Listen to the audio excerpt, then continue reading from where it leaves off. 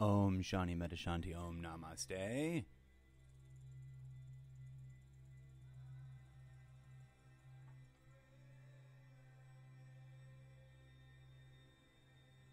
Thank you for joining me on this special episode. Holidays, Salutations, and Hiatus sign-off.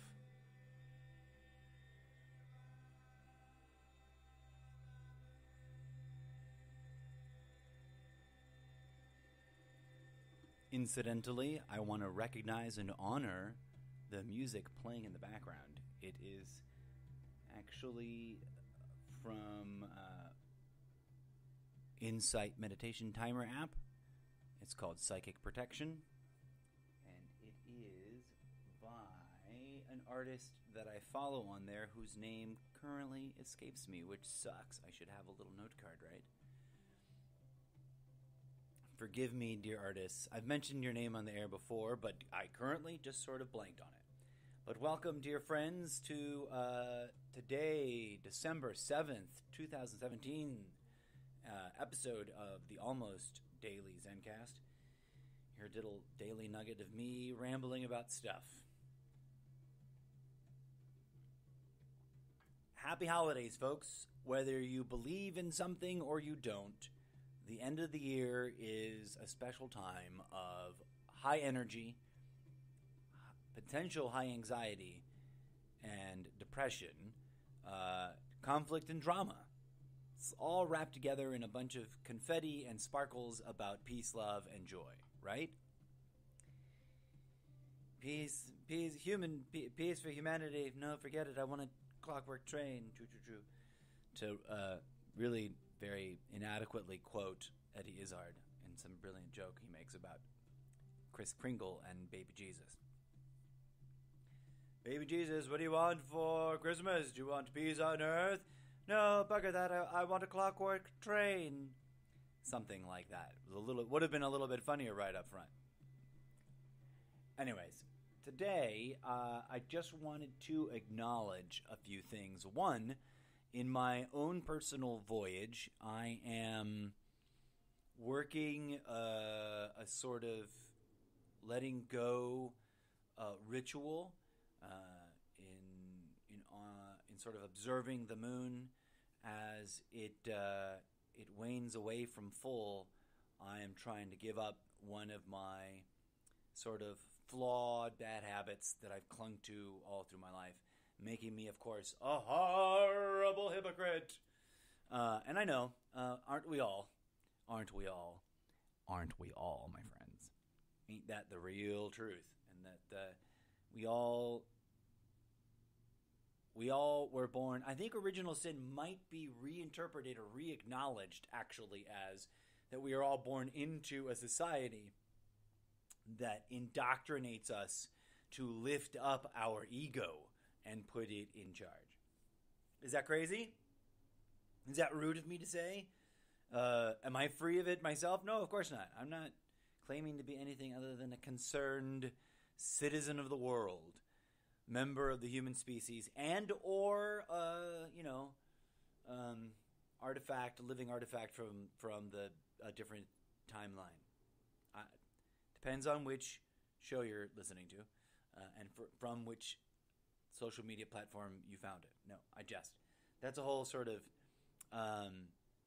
absurdist ingredient to the show, because I want the show to be part of the fictional world of these books that I'm writing.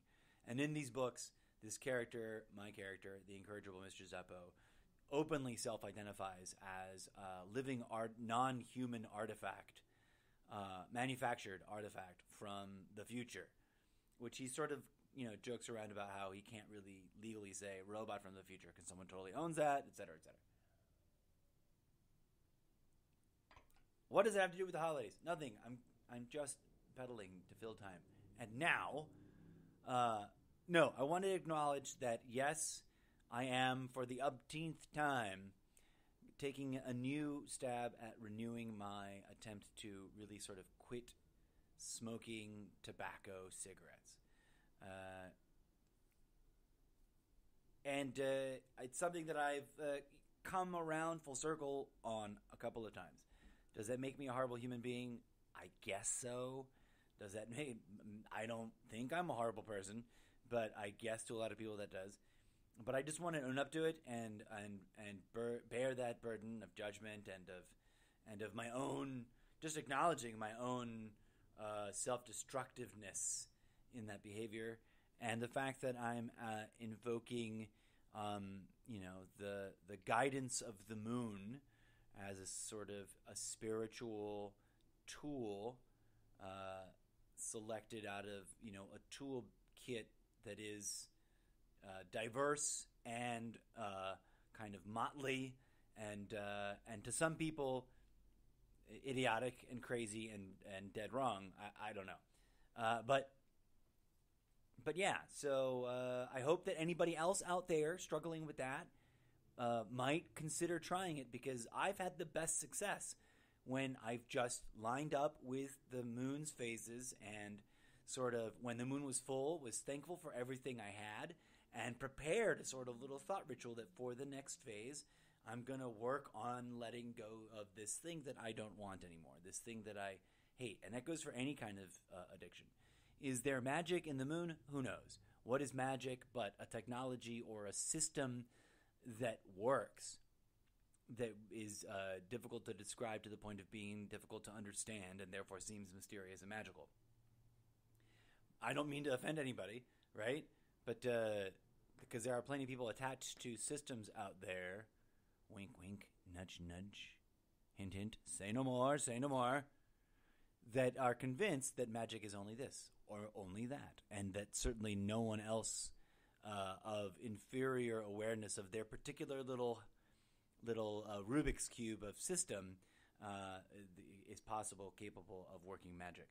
I say this to you, my dear friends, my dear sisters in Mother Nature's family: magic is just an organic attenuation to some of the subtler energies and healing interconnected tissues of other dimensionality, okay? Like green magic, nature magic, earth magic, space magic, whatever you want to call it.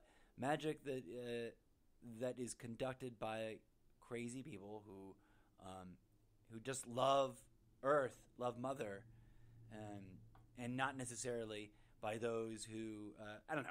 I'm not trying to pit anything against anybody.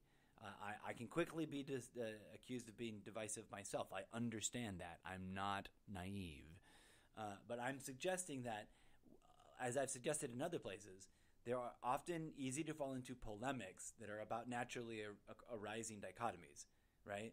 You can't have up without down. So we shouldn't fight a war over up being better than down or left being better than right? Like that would be meaningless because you can't have one without the other. So I digress.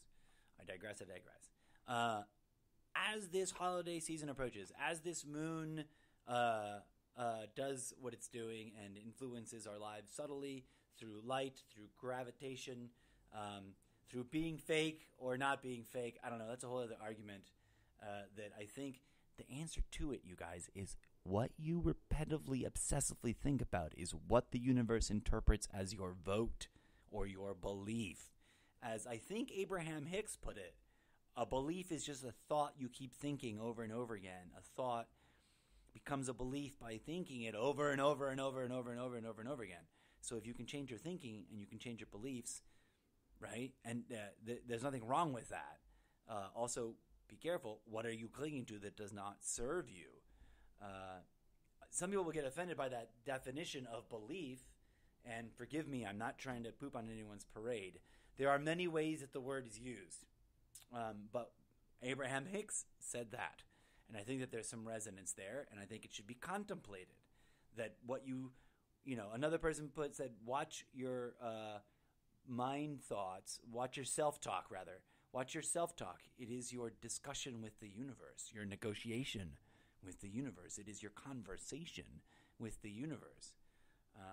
As Carl Sagan himself, the great scientist, which people who don't like science like to hate on for some reason, I think he was a great, intelligent man who understood where the two ways of trying to describe the universe, because that's all they are, systems of organized and systemic investigation into figuring out the best description. If I may postulate that sentence that I just said as what anything like science or religion in its best form could and should and would be, it's that what I just said. But let's digress back to what the bloody heck the point of my episode today is. I wanted to own up to that thing. I want to quit cigarettes for final good, although as a little old lady once told me, I was sitting at a bus station, and this little old lady who lived in the apartment complex that sat right up behind the bus station, it had a really low wall dividing it and sort of like two bits of grass. So there was grass, the wall, some more grass that was clearly inside the property but there was a really low wall. It was like bench height almost. Just enough to sort of keep small dogs from running over and little children from running away and balls that are rolling low on the ground from running away.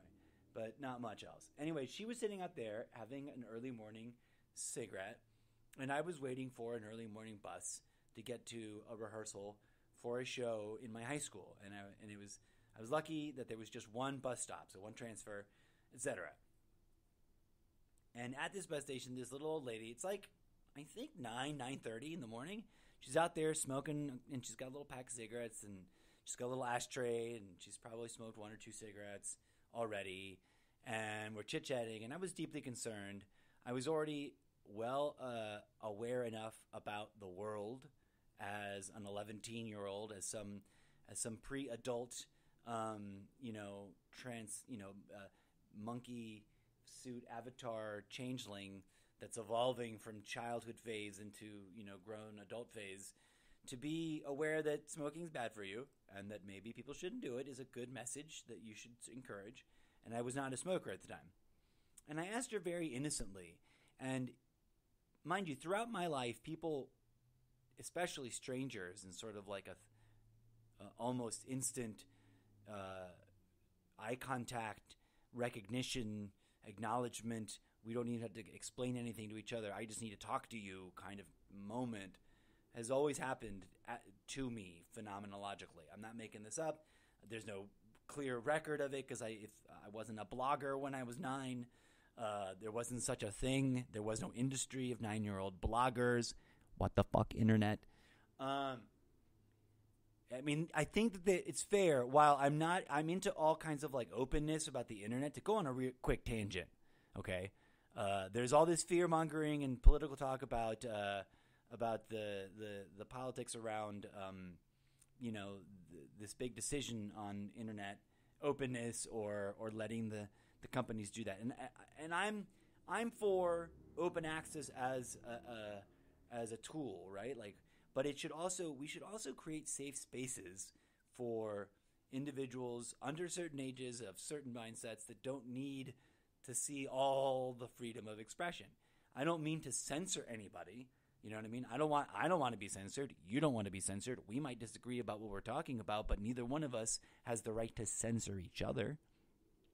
We agree on that, right? At least. So I'm just saying, like, hey, kids, you don't need to grow up with, A-S-L ? Before puberty. Like, you just don't need that. You don't need that kind of exposure. And I'm hoping that, kids of a certain age don't listen to my podcast. It is marked explicit.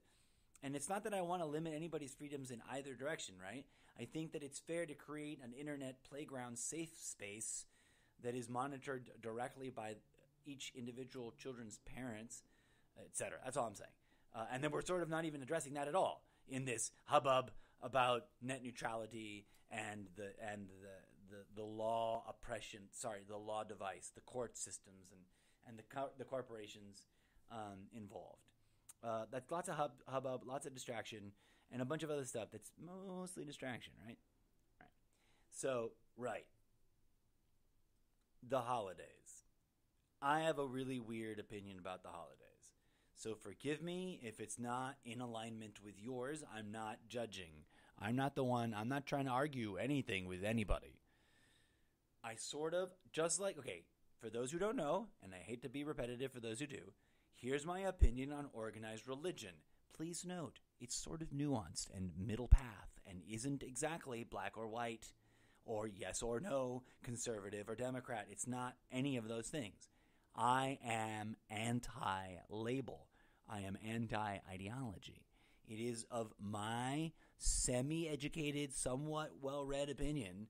I can't claim to be the most intelligent on the subject, the most well-informed on the subject, but I've seen some pretty reasonable indications in the history that I can buy as a real history that there's evidence. I don't, not, super hyper conclusive proof.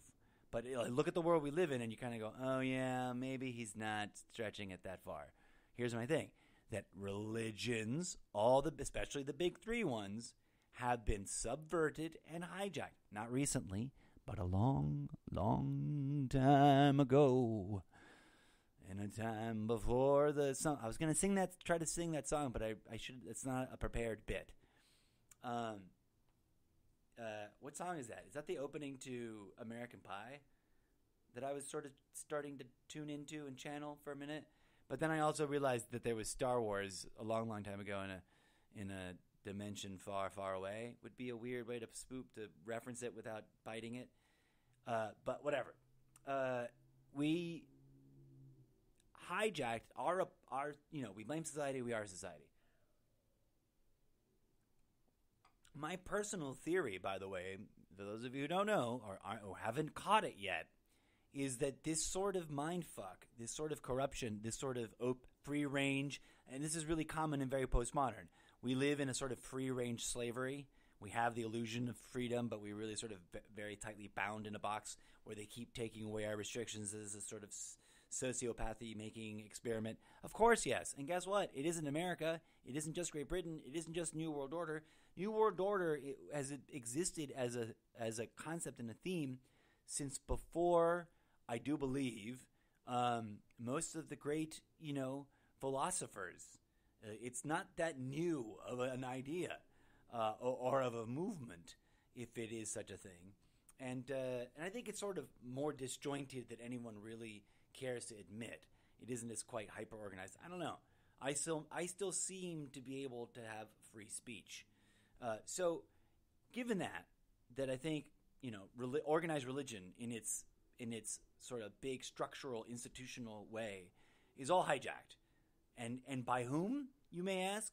I don't know, and I'm not really worried trying to figure out the attribution. Here's why: the real puppet master, the shadowy figure behind all of it, deep down the rabbit hole, folks. We can waste a lot of time trying to figure out where the money flows and whatever, but it's all ego. Our ego. Our ego is a network-wide species shadow self that is as important as our light being self. And guess what? Our physical body is only made possible by their sort of flirting together, their intertwining here in this way. How do I know that? I don't know. How did the ancient mystics know it? Am I crazy? Am I wrong? Perhaps. But I digress. I do feel that I'm allowed to express myself in what I think is the case. And people ask me what I feel about holidays. That's what I feel about holidays. Religion as a systemic society thing has been for a very long time, since before the Tower of Babel. The Tower of Babel was the last great time when these two opposing forces were in check and in balance, and each had their own sort of agency in a highly enlightened society that is from an era much longer ago than we allow ourselves to acknowledge. And guess what? So is Buddha, and so is Christos, and so is and so are any and all of the archetypes, male or female, because there's been plenty of ascended masters that were female in their body form when they were born out of their mother and father's union. Okay, that's how the material plane works. Duh. And Christos, as one interesting postmodern mystic author out there that y'all should check out, that I'm going to do an episode of unauthorized and explicit readings on, that I shall reveal soon. mostly because I don't have it right in front of me, and I am, of course, blanking on his name. But he postulates that Christos was indeed the first human, and he's looking at the Aramaic, in not arguing anything, in King James or post any of the councils that have edited and altered the Bible from before the splintering out from the Catholic Church of the new, different alternative interpretations. Those are all derivative. No offense, folks. No offense, born-agains and fundamentalists and all you American Christians. You're getting only the tiniest scraps of the real message because it's all been sublimated. It hasn't been completely made up whole cloth. That's another red herring. Forgive me, my brother over there. There's a truly passionate social media acquaintance, shall I say. Don't have any of my social media up, and I'm terrible with names, so forgive me. But he's out there preaching the liberation of his people, shall we say, minds from the sort of the overtly white supremacist part that is already baked in and has been for a really long time, folks. Arguably, maybe from this same time, maybe for specific reasons. Who knows?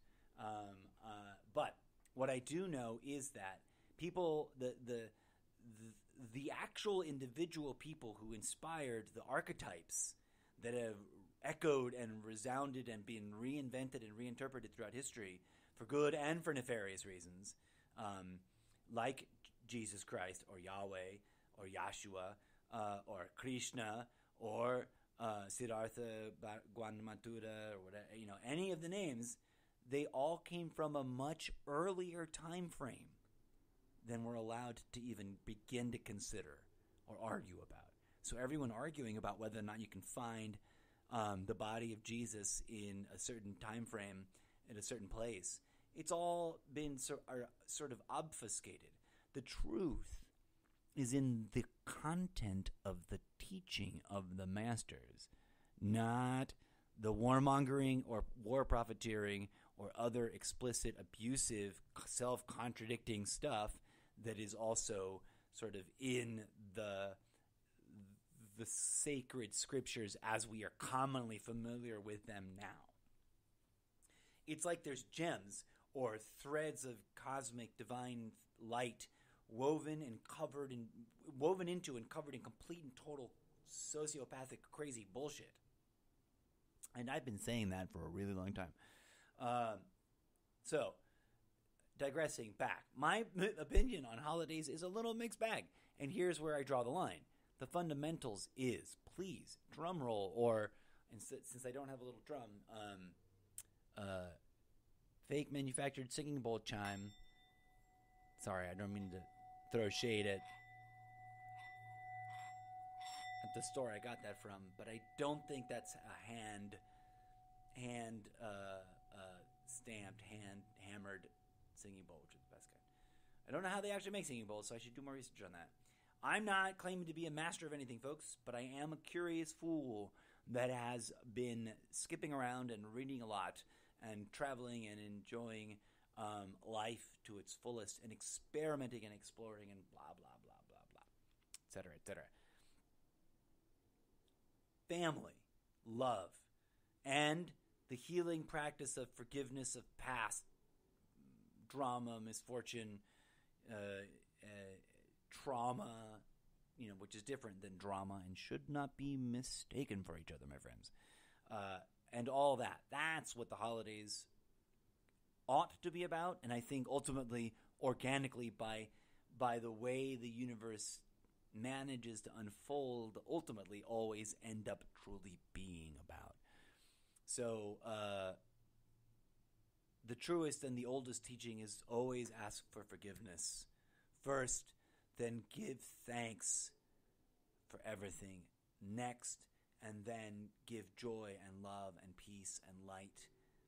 So, if I may humbly say, I kind of go humbug at the shopping and the gift giving, but then again, I'm still here in this world, and we haven't quite hit the this next wave of evolutionary movement quite yet, but we're building to it. So we're still got to have means by which to do the mundane and make progress in the spiritual evolution. So this holiday, folks, I'm going to unplug, right? I'm going to be off the social media, but therefore more available and communicating directly with friends, acquaintances, and, of course, family, loved ones. And then focus on my practice, my self-discipline. It was pointed out to me by someone who I can't quite tell if he's a teacher playing an adversary or a true sort of like beam in his eye, mote in mine, or vice versa, a true like hater. But either way, I honor and thank the universe for his act of conversing antagonistically and abrasively with me, because he's brought some true and clear, I think, and direct wisdom, which is that it is right and correct that right now I get off the electronic stuff. I always consider, the winter time spiritually, there's a long, dark, journey of the soul that needs to be sort of, you got to hunker down and you got to spend some quiet time alone in silence and in the process of self-reflection, self-analysis, taking stock, taking account, taking ownership of your flaws, your mistakes, your sins, as it were, and your arrogance, because yes, word choices matter, and it's so true, folks. It's easy for all of us. Let's admit it. We're all brothers and sisters in insert name of favorite deity as parent figure here, and we are all children of nature, which is the one word we can all agree on is undeniable. It's there. Nature is happening. Trees grow, rain falls, etc. Right? There's no denying nature, and we are children of it. It should not be forgotten. Society encourages us and has encouraged us to think otherwise, and that has been really, really toxic. So, this holiday, renew. Go into the cave, as it were. Go into the ceremonial isolation mound, burial hut. As one oracle puts it, celebrate the funeral of your illusions.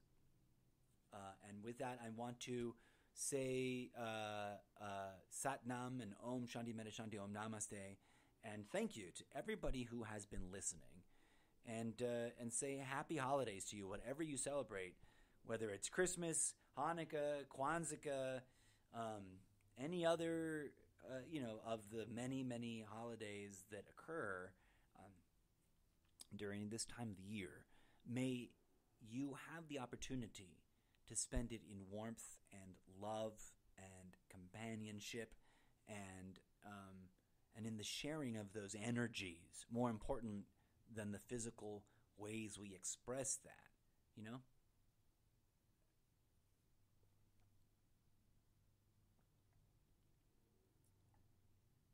As I recently said to some friends, as I was saying goodbye to them, because I couldn't stay much longer, where I just randomly crossed paths, and I said to them in real life, in person, face to face, which I think is, I just want to honor that. It's not something I posted or something. It's something that flowed out of me. I said, hey, I hope you guys get the opportunity to share a lot of love and energy with your family and friends this holidays. Like, really just be immersed in that. Something along those lines, real close to that. The wording might have been a bit different.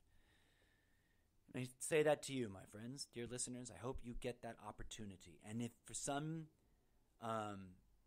mysterious, cosmic, tragic reason you can't, and you are on your own, or you are amongst people that don't feel comfortable and don't feel like friends and family and loved ones, please do remember that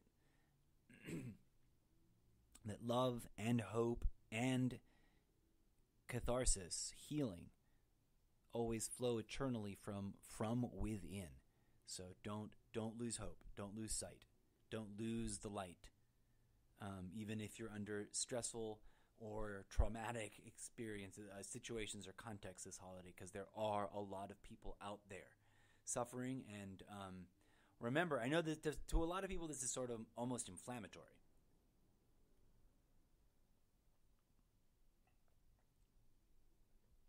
To say that we are praying for someone, to say that we are praying for you, is in this postmodern context aggravating to folks because they assume, and I understand this, I have made this assumption,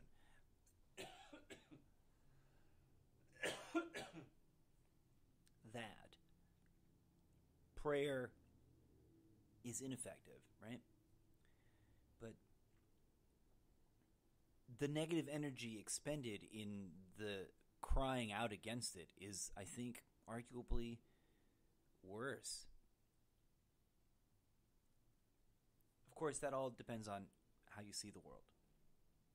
I see it as one made up of beautiful, harmonic orchestrations of divine energy, which can, in its total, only be described with one word: love.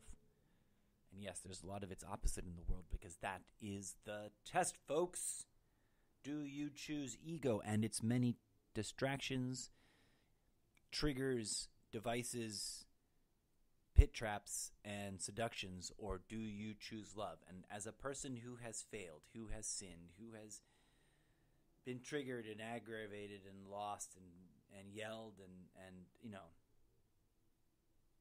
I know that down those paths, only if we can sort of recenter can there be healing through that journey. If we just cling to that ego anchor of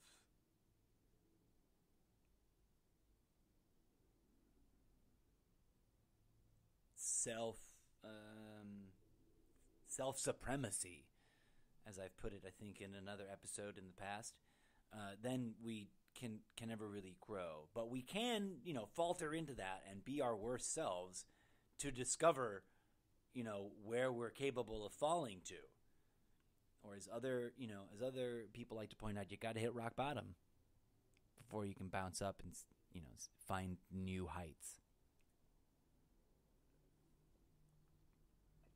The holidays can most definitely be a test of that.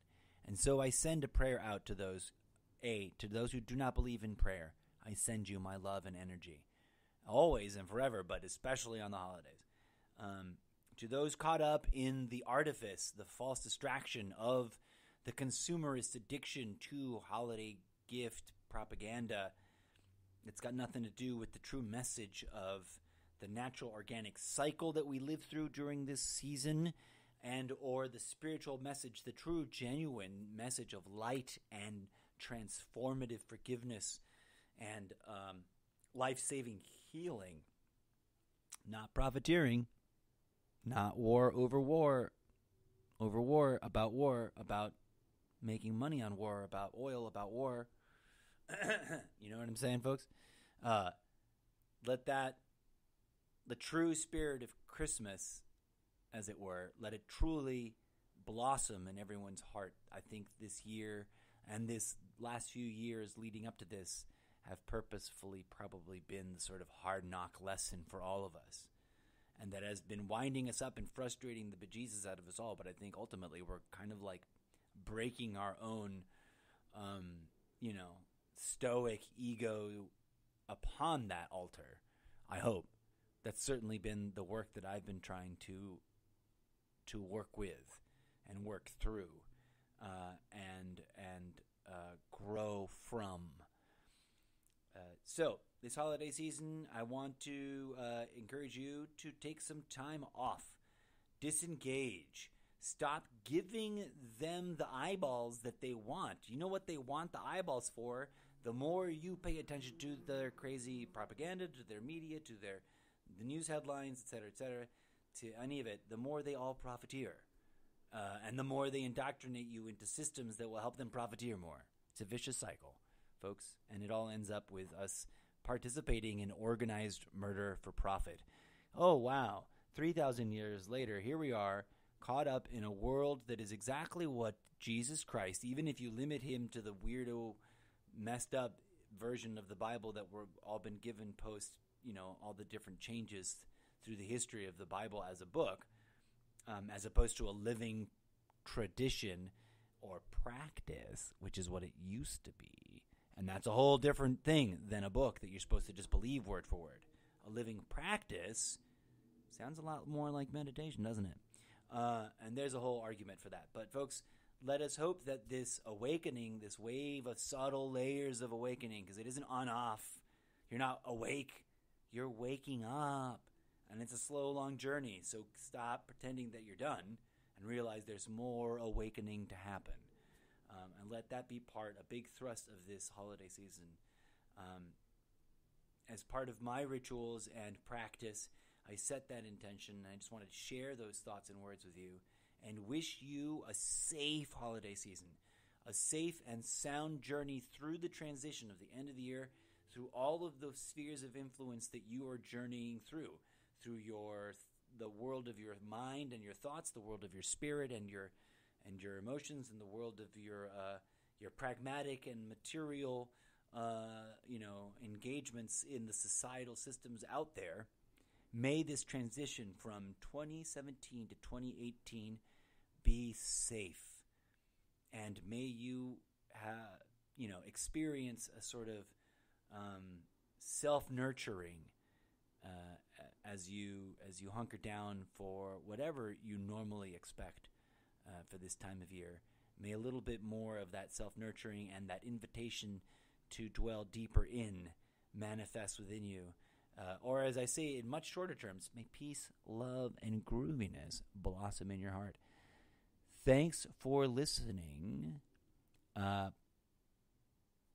tight, because unless this magician's evil hex that he seems to have cast on me threatens intimate, because I can't quite pick out an entire sentence that really can be categorized as a threat.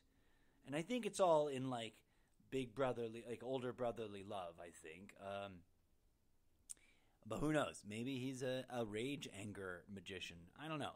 I've met magicians in my day over time, especially on the internet. There's a lot of people out there that self-identify in a lot of different ways, folks, and it isn't just it isn't just the LGBTQ thing. So if you're frustrated by that constantly expanding realization that there's lots of alternative self-identities other than yours, you might want to check your ego.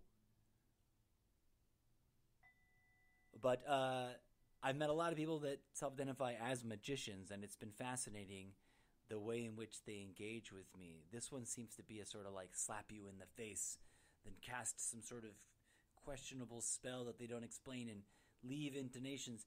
And I'm trying to honor and respect their point of view and get them to understand that I wasn't coming at them with anger or disrespect when I engaged in the public discourse that I wanted to engage with them. I wanted to see what their thoughts were on the postulate I was trying to bring forth, which is way too long for the time remaining in today's episode. And I promised in that somewhere in the middle of that really, really, really long conversation over the last several days, in this one thread, which I refer with honest reference and nothing but a smile on my face and zero negative intention here. I'm not trying to throw shade. I'm trying to say there's definitely been an interesting intellectual clash of ideas, and we got a little triggered and angry at each other. I don't think I got angry. He seemed to be using angry language, and I seem to be using self-aggrandizing or hyper. I don't know. He said I was being grandiose and something. I can't quite pull up the word that I remember he used against me, but I digress. I was never once, in any way, shape, or form, angry or in disagreement with the general thesis that he thought I was attacking, and that's where the whole confusion started. But regardless of that, it's his very explicitly stated advice that I get off social media. Now, I think he might have been trying to imply indefinitely and forever, but that contradicts all the advice and suggestion and guidance I'm getting from my personal collection. I don't want to quite call them a council, because I wouldn't go so far as to say that they are that. But I have my own, collection of people who I trust, entities and guidance givers that I trust, and they're encouraging me to explore the sort of absolutely self-acknowledgedly like kind of rough and tumble sort of I'm making it up as I go along practice that I'm developing that is this audio journal that I call the Almost Daily Zencast. So for the times that it's been horrible and unlistenable, my dear audience, I forgive you. I'm working on sort of a better means and practice, so hopefully I'll get at better recordings. For the meantime, I would like to honor everyone that has expressed enjoyment or engagement, or at least an interesting sort of activation of their curiosity and intellectual stimulation by listening to my crazy rambling, and for all those that have expressed some curiosity about perhaps being featured on a future episode. If you're interested in having a conversation with the Incorrigible Mr. Zeppo, please, please, please email me at the following email address. Even if you have a disagreeing position, listen, I don't want to have arguments, folks, but I do want to have thoughtful conversations, and it's easier and faster for me to do it vis-a-vis this sort of like radio-like podcast audio journal format than if I were to try and write with typing or my hands or out with a pencil anything that anyone wrote in about. So by all means, send in your questions, comments, and suggestions, and I'm open to anyone. I do not tolerate hate speech. That's my only thing.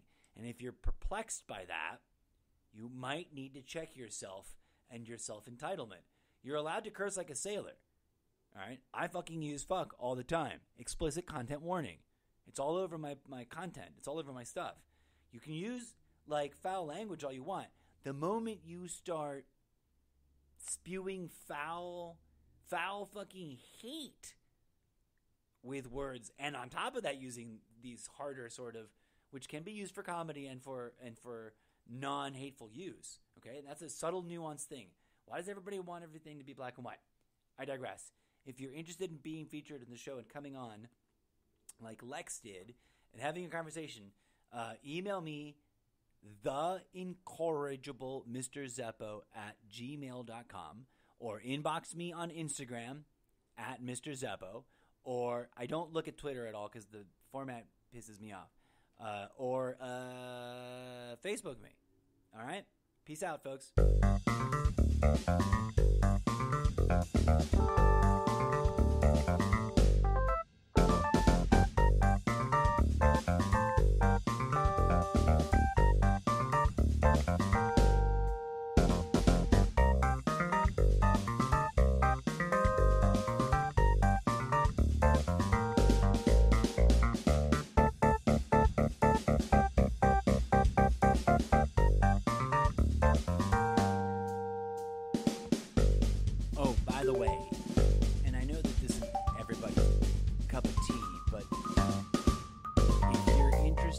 In tarot or cartomancy in general, please keep an eye out for invitations to private links to an upcoming audio project called The Incorrigible Mr. Zeppo's Tarot Journal and Cartomancy Radio Hour.